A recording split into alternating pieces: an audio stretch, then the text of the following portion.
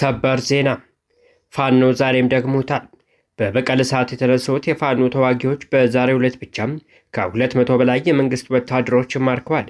ብልጽግና በበኩሉ ከ4 በላይ የድሮን ጥቃቶችን ፈጽሟል። በዚህም 4 ሴቶችን ጨምሮ በርካታ ንጹሃንም ተገድለዋል። በዝርዝር ተሰሙታላችሁ። ጄኔራል ጻድቃን ጠቅላይ ሚኒስትር አብይና ጌታቸው ረዳ አቶ ሽመልስ አብዲሳና አባዱላ ገመዳ ሁሉም በተገኙበት በአሰብ ጉዳይ መምከራቸው ተሰማ። ምክሩ የተደረገው ከአዲስ አበባ ውጭ እንደሆነም አንድ ዘገባ ጠቁሟል።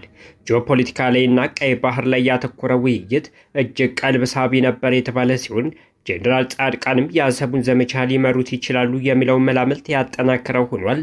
እናስደምጣቸዋለን። ጦሩ ወደ አሰብ እርምጃ ጀመረ። ወደ አሰብ ከፍተኛ የሆነ ኃይል ተንቀሳቅሷል። ሻቢያን ለመገርሰስ በትጥቅ የሚንቀሳቀሰው የቀይ ባህር አፋር ዲሞክራሲያዊ ድርጅት ጦሩን ወደ አሰብ አቅጣጫ ማንቀሳቀሱን አሳውቋል። የኤርትራ መንግስት በዚህ አቅጣጫ አለ ብሎ ካሰበው የኢትዮጵያ ስጋት ጋር በተያያዘ ጠንከር ያለ የኃይል ክምችት እንዳደረገም ቀደም ብለው ሲወጡ የነበሩ ዘገባዎችም አመላክቷል። የተወደዳችሁ የቻናላችን ቤተሰቦች እነዚህና ሌሎች መረጃዎችን አጠናክረናል። እንደተለመደው ቪዲዮ ላይክ እና ሼር በማድረግ አብራችሁን ቆዩ። ፋኖ ዛሬም ደግሞታል። በበቀል ሰዓት የተነሱት የፋኖ ተዋጊዎች በዛሬው ዕለት ብቻ ከ200 በላይ የመንግስት ወታደሮችን ማርከዋል። ብልጽግና በበኩሉ ከ4 በላይ የድሮን ጥቃቶችን ፈጽሟል። በዚህም 4 ሴትን ጨምሮ በርካታ ንጹሃን ተገድለዋል። በፋኖ በዓለም ፋኖ ትዕግስት ወዳጄና መሰሎቹም በአሰቃቂ ግድያ ልባቸው ተሰብሮ በቁጭትና በብስጭት የሰነበቱትን የአፋ ቴዎድሮስ እዝ የቀኝ ጌታ የፍታይ ንጉሴ 6ኛ ክፍለ ጦር የብርሃኛው ቀስተ ደመና ብርጌድ ፋኖች ከደብረ ኤልያስ ከተማ ውጣ ብላ በምትገኘው በየቀጋት ቀበሌ በመሸገው የመንግስት ጦር ላይ ዛሬ በጠዋቱ መብረቃዊ ጥቃት በመፈጸም ከፍተኛ ድል ተቀዳጅተዋል ተብሏል። ከጠዋቱ 12 ሰዓት ላይ በተጀመረው ውጊያም በርካታ የመንግስት ሰራዊት ተገድሏል። በደም መላሾች የቀስተ ደመና ፋኖች ክፉኛ የተመታው የመንግስት ኃይልም ክፉኛ ተጎድቷል። መረጃዎች እንደሚጠቁሙት በዚህ ሳምንት በአማራ ክልል በ12 ዞኖች የሚገኙ ከ34 በላይ የወረዳ ክፍለ ከተማ አስተዳደሮች የሰብአዊ መብት ጥሰት ተመዝግቧል። በክልሉ በሚገኙ 8 ዞኖች የሚገኙ 11 የወረዳ ከተማ አስተዳደሮች የንጹሃን ዜጎች ጉዳት ደርሷል። በደቡብ ወሎ ዞን መካነ ሰላም ከተማ የመንግስት ታጣቂዎች የአምልኮ ስፍራን እንደ ወታደራዊ ካምፕ መጠቀማቸውን ተከትሎም በተፈጠረው የከተማ ውስጥ ግጭት በሰላማዊ ሰዎች ላይ ጉዳት ደርሷል። በተመሳሳይ በሰሜን ወሎና በደቡብ ወሎ ዞኖች በራያ ቆቦ፣ ሀቡርና መቅደላ ወረዳዎች ላይ የሰው አልባ አውሮፕላን እንቅስቃሴዎች ተመዝግበዋል።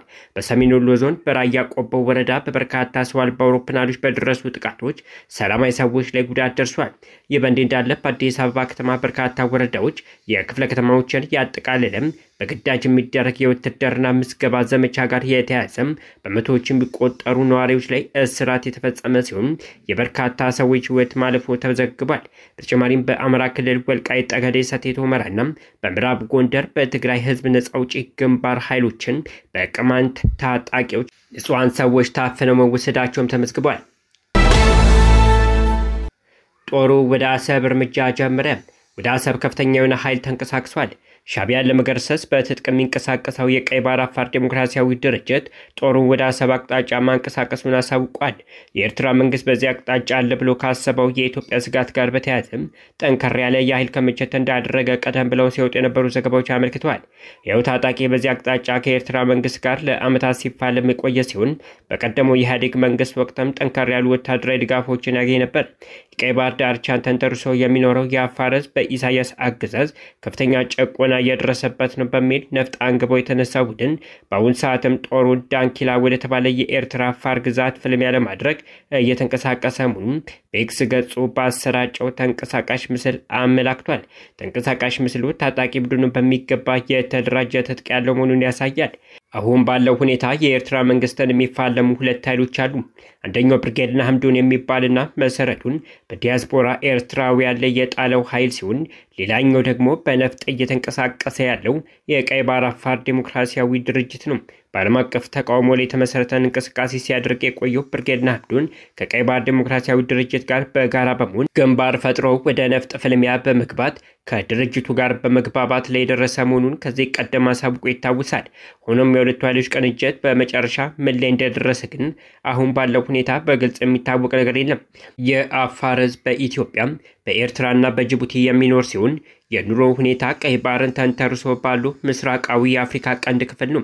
የሚበዛው የአፋር ህዝብ የሚገኘው በኢትዮጵያ ነው።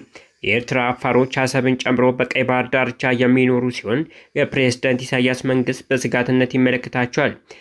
ጥሪው እንዲነሳ ያደረገው የኤርትራ አፋር ምሁራን ያለአግባብ ከኢትዮጵያ የተገለሉ መሆናቸውን በማመልከት ከ30 ዓመታት በላይ ኤርትራን ከኢትዮጵያ በነጠለው የኤርትራ ህዝብ ውሳኔ ላይ ጭምር ነው። ጄኔራል ጻድቃን ጠቅላይ ሚኒስትር አብይና ጌታቸው ረዳ አቶ ሽመልስ አብዲሳና አባዱላ ገመዳ በተገኙበት በአሰብ ጉዳይ መምከራቸው ተሰማ። ምክሩ የተደረገው ከአዲስ አበባ ውጭ እንደሆነ አንድ ዘገባ ጠቁሟል። ጂኦፖለቲካልና ቀይ ባህር ላይ ያተኮረው ውይይቱ ቀልብ ሳቢ ነበር የተባለ ሲሆን ጄኔራል ጻድቃን የሚያሰቡን ዘመቻ ሊመሩት ይችላሉ የሚለው መላምት ያጠናከረ ሆኗል። የኢትዮጵያ ጂኦስትራቴጂያዊ መነቃቃት የባሌ ጉባው ጉብኝትና የሚኒስቴር መስሪያ ቤቶች ጂኦስትራቴጂክ ስልጠናን ቀልብ የሚስብ ሆኗል። በተለይም አሁን ላይ መንግስት በስፋት እየገለጸ ካለው ወደ ቀይ ባህር የመመለስ እቅድ አንጻር ጉዳዩ ትኩረት የሚሰጠው ሆኗል።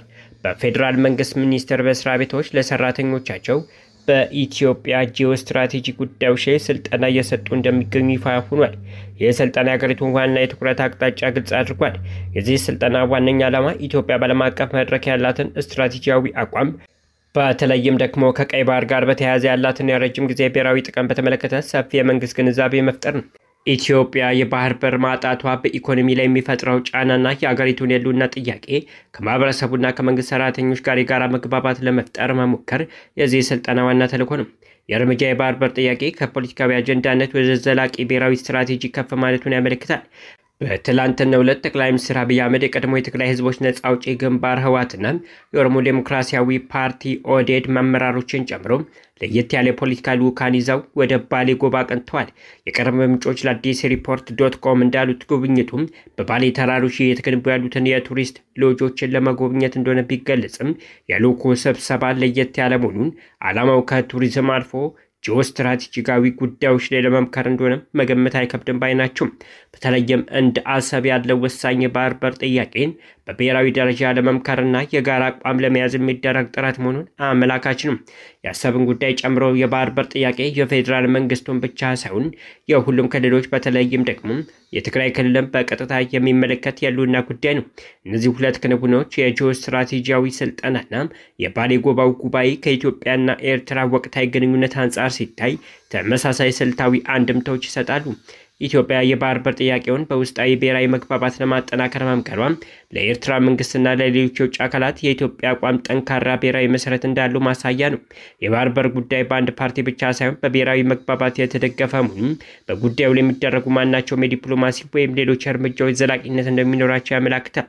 በተጨማሪም የኢትዮጵያ የቀይ ባህር አስፈላጊነት በስልጠና ማጉላትና በአሰብ ዙሪያ የምትወስዳቸው ማናቸውም እርምጃዎች ለኤርትራ ከፍተኛ የሉዓላዊነትና የጸጥታ ስጋት መፍጠሩ አይቀርም።